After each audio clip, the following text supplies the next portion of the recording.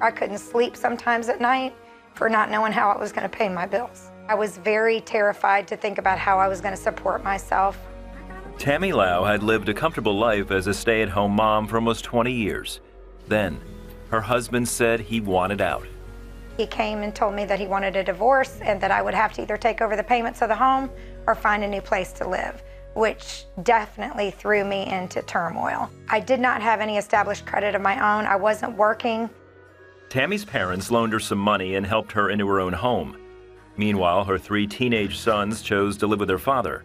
But Tammi was still liable for $25,000 of debt from her marriage, and the only job she could find was a low-paying one as a medical transcriptionist. I worked strictly on production, so it takes a lot of 7 cents a line to be able to make a paycheck. So I just had to work as many hours as I possibly could for them in order to be able to pay my electric bill, my water bill, just my basic utilities. However, I just knew that somehow God would take care of me, but I didn't know how. Every day, she watched the 700 Club. I would see these testimonies of women who were single and how they had gone from having absolutely nothing to being prosperous. And I knew that God was no respecter of persons, and if he could do it for them, he could do it for me. Tammi had always wanted to give, and even though she couldn't really afford it now, she decided to trust God anyway. I had not been able to give during the marriage because I wasn't making an income. And so it was the first priority for me was to begin to give immediately when I started working. I saw in 2 Corinthians 9:8 that if I was faithful and I was obedient, he would bless me and he would support my need. Tammi started to give off of her small income to her church.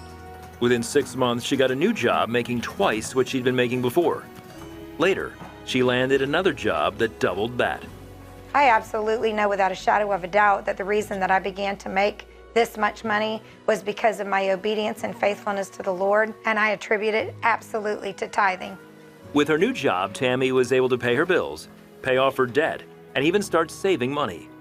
She also decided to give above her tithe to CBN. When I see what CBN does around the world, it encourages me. I want to contribute to the things of God because I want to further the kingdom, and because I cannot be boots on the ground at this time in my life because I'm working at a full-time job. The way that I can be part of that is that I can give financially so that others can go. She especially likes supporting Superbook and shares it with her grandchildren and her friends' kids. Superbook series are on the level with the highest quality animated series that are out there.